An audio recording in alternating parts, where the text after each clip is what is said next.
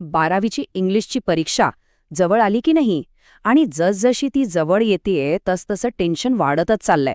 पण काळजी करू नका. आज आपण एका अशा सेक्शनवर बोलणार आहोत जो तुमचा स्कोर चांगलाच वाढवू शकतो. हो, मी बोलतेय सेक्शन 3 बद्दल, रायटिंग स्किल्स, जिथे दडले आहेत तुमचे सगळ्यात महत्वाचे 16 गुण. तर या सेक्शनमध्ये असं काय खास आहे? थेट सांगायचं तर या एका सेक्शनवर तब्बल 16 गुण आहेत. हे 16 गुण तुमच्या टक्केवारीवर डायरेक्ट परिणाम करतात आणि म्हणूनच याकडे दुर्लक्ष करून अजिबात चालणार नाही. एकदम बरोबर ऐकलंय. 16 गुण.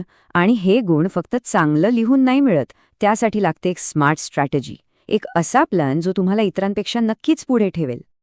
तर मग खरा प्रश्न हाच आहे की परीक्षेच्या त्या 3 तासांच्या प्रेशरमध्ये हे 16 गुण आपल्या खिशात कसे घालायचे.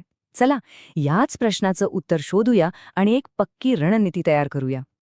सगळ्यात आधी या सेक्शनचा आराखडा समजून घेऊया. हा सेक्शन अवघड का वाटतो? कारण इथे प्रश्नांसमोर ऑर म्हणजेच किंवा हा शब्द खूप वेळा दिसतो आणि परीक्षेच्या वेळी योग्य पर्याय निवडणं म्हणजे अर्धी लढाई जिंकण्यासारखंच आहे, नाही का? म्हणजे इथे खरी कसोटी फक्त लिहिण्याची नाहीये, तर वेळेचं गणित सांभाळून योग्य निवड करण्याची आहे. कोणता प्रश्न आपल्याला जास्तीत जास्त गुण मिळवून देईल आणि कमीत कमी वेळ घेईल हे ओळखणं खूप महत्वाचं आहे. आता जरा स्क्रीनवर बघा. हे आहे या सेक्शनचं खरं स्वरूप. प्रश्न बी मध्ये आपल्याला दिसतायत 3 पर्याय: ईमेल, रिपोर्ट रायटिंग आणि इंटरव्ह्यू, प्रत्येकी 4 गुणांसाठी. आणि प्रश्न सी मध्येही तशीच स्थिती आहे. स्पीच रायटिंग, कंपेअरिंग आणि एक्सपॅन्शन ऑफ आयडिया, पुन्हा 4 गुणांसाठी. म्हणजे काय, तर पर्यायांचा एक चक्रव्यूहच आहे हा. मग या पर्यायांच्या चक्रव्यूहातून बाहेर पडायचं कसं? घाबरू नका, एक सोपा आणि प्रभावी मार्ग आहे. आपल्या मूळ स्रोतानुसार एक अशी स्मार्ट स्ट्रॅटेजी आहे जी आपली तयारी खूप सोपी करते आणि हमखास गुण मिळवून देते. चला, सगळ्यात आधी प्रश्न बी बद्दल बोलूया. आपल्यासमोर 3 पर्याय आहेत. पण आपल्याला तिघांची तयारी करायची गरज आहे का? अजिबात नाही. आपल्याला फक्त एकावर लक्ष केंद्रित करायचंय. पण तो एक पर्याय कोणता? आणि तो पर्याय आहे इंटरव्ह्यू क्वेश्चन. हो, स्रोतानुसार ईमेल आणि रिपोर्टच्या तुलनेत इंटरव्ह्यू प्रश्नांची तयारी करणं जास्त सोपं आणि गुण मिळवून देणारं ठरू शकतं. ठीक आहे, प्रश्न बी तर ठरला. आता प्रश्न सीचं काय? इथेही 3 पर्याय आहेत आणि गोंधळ उडण्याची पूर्ण शक्यता आहे. पण इथेही आपल्याला तिघांच्या मागे पळायचं नाहीये. एकच पर्याय निवडायचा आहे जो आपला वेळ आणि मेहनत दोन्ही वाचवेल. आणि तो स्मार्ट पर्याय आहे स्पीच रायटिंग. हो, भाषण लेखन.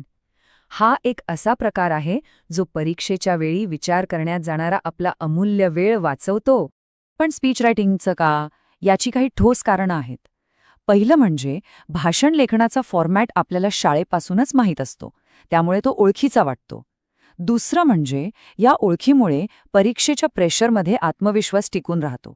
आणि तिसरं, सगळ्यात महत्त्वाचं कारण म्हणजे तयारीसाठी एकच फॉर्मॅट पक्का केल्यामुळे ऐनवेळी विचार करण्यात वेळ जात नाही. ओके, तर आता आपल्याला काय करायचं आहे हे कळलंय. प्रश्न बी साठी इंटरव्ह्यू आणि प्रश्न सी साठी स्पीच. पण आता प्रश्न आहे कसं करायचं? चला, या स्ट्रॅटेजीला एका सोप्या ॲक्शन प्लॅनमध्ये बदलूया. हा आहे आपला सोप्पा 3 स्टेप प्लॅन. स्टेप 1, फक्त आणि फक्त इंटरव्ह्यू क्वेश्चन्सच्या फॉर्मॅटचा सराव करा. वेगवेगळे विषय घेऊन 8-10 प्रश्न तयार करून बघा. स्टेप 2, स्पीच रायटिंगची रचना, त्याची सुरुवात आणि शेवट कसा करायचा यात मास्टरी मिळवा. आणि स्टेप 3, या फोकस तयारीमुळे तुमचा आत्मविश्वास आपोआप वाढेल. लक्षात ठेवा, सगळं करण्यापेक्षा 2 गोष्टी परफेक्ट करणं जास्त महत्त्वाचं आहे. आणि शेवटी एक विचार, भरपूर अभ्यास करण्याऐवजी अशा प्रकारे स्मार्ट अभ्यास करणं, म्हणजेच अभ्यासक्रमाच्या काही भागांवर लक्ष केंद्रित करणं, हेच खरं तर परीक्षेतल्या यशाचं गमक असू शकतं का? यावर विचार करायला हरकत नाही.